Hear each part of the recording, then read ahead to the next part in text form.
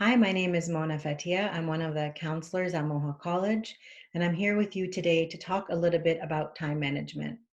As you're getting ready for the semester and you're beginning to sort out your assignments, quizzes, tests, study material, attending lectures, and trying to manage that with all of the other responsibilities in your life, it can be important just to take a couple minutes and think about your time management skills. One of the reasons why you want to learn time management skills is to help reduce frenetic last minute action and to help you feel like you're more in control of your time than feeling like time is slipping away from you. So, some tips for you to remember is that anytime you learn a time management strategy, not one size fits all. It's important to look at what is your peak productivity period. Some of us are more productive in the morning, some in the afternoon, some in the middle of the day, and some in the evenings. And you want to try to get the chunk of your studying in during your peak productive period. So, if for you that's at the night, you would want to study the most cognitively taxing things that you need to do in that particular period of the day. All of us have other responsibilities in life, and it can be important to learn how to juggle those responsibilities with school and academic responsibilities. So just take a minute and just think for yourselves, what are the other important things in your life? Family commitments, work, volunteer obligations, and how do they fit into the schedule that we're going to create? We're not robots, and so we will all require time within our schedules to relax, rest, and rejuvenate. And we want to make sure that we give ourselves adequate time to do the things that recharge us so that we can continue with the other tasks in our lives. So, one helpful thing to do is to create a master calendar. This is a calendar where you can look at the major things that occur at your week all at once. Because trying to keep it all inside your brain and remember all those important dates and times can be quite difficult to do. So I'll just walk you through a step by step of how to create a master calendar. There are 8 steps to follow in terms of actually filling in your own calendar, and I'll walk you through them now. So, step number 1, with a calendar like I showed you that has all the hours listed and the days of the week, fill in all fixed classes and lab times. So let's say you have class Mondays from 8 to 12 and Thursdays from 2 to 5. Make sure that classes and labs are filled in on that master timesheet. Step 2, fill in any travel time that's required. Many people are not actually coming to campus these days, but let's just say you are. Fill in the travel time that's required to get to campus and fill in periods where you need to have meals. Make sure you give yourself that time to actually eat. Step number 3, fill in assignments and final exam dates. Fill in any deadlines or due dates on this master calendar every week so that you know what's coming up in the week in advance. When you do that, your calendar might look a little bit like this.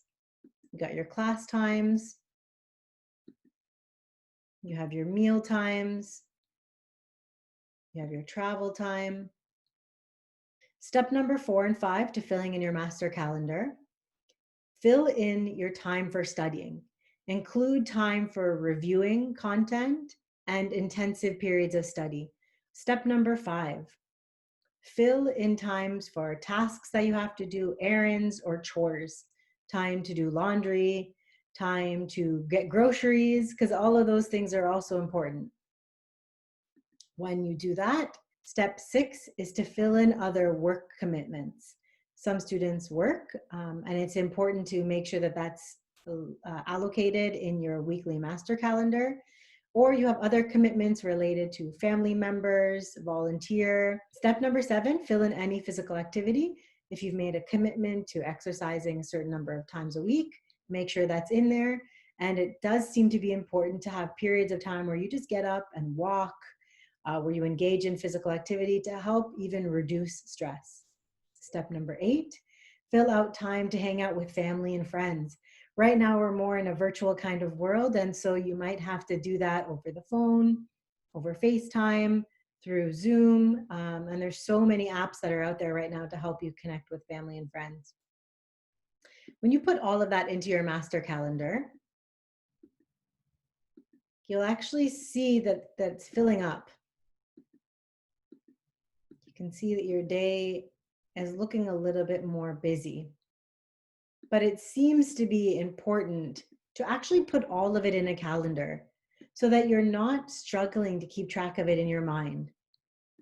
Also, this system helps so that you don't end up double booking yourselves and that you don't end up forgetting things that need to get done.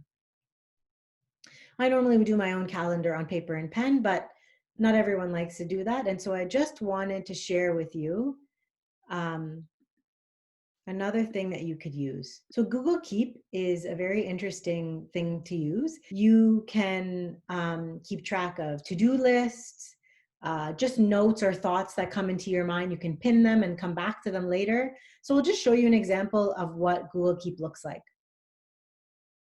All you have to do is go to keep.google.com. And as long as you have a Gmail account, you can access Google Keep. You can store to-do lists. You can store recipes, just reminders of things you need to do. You can link to inspirational videos or addresses for things that you might want to come back to later.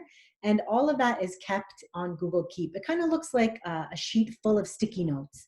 And it can be helpful to remember things that you might just slip your mind if not. Sometimes you can create a really fantastic schedule for yourself, but then you have a hard time sticking to it. And one thing that seems to be important to overcoming procrastination is just to get the task started. Don't tell yourself, I need to finish this thing. Just say, okay, I'm going to set a timer, and for 5 minutes, I'm going to get this task started. Once the ball is rolling, you're actually more likely to continue at the task. So that's all I have for you for time management today.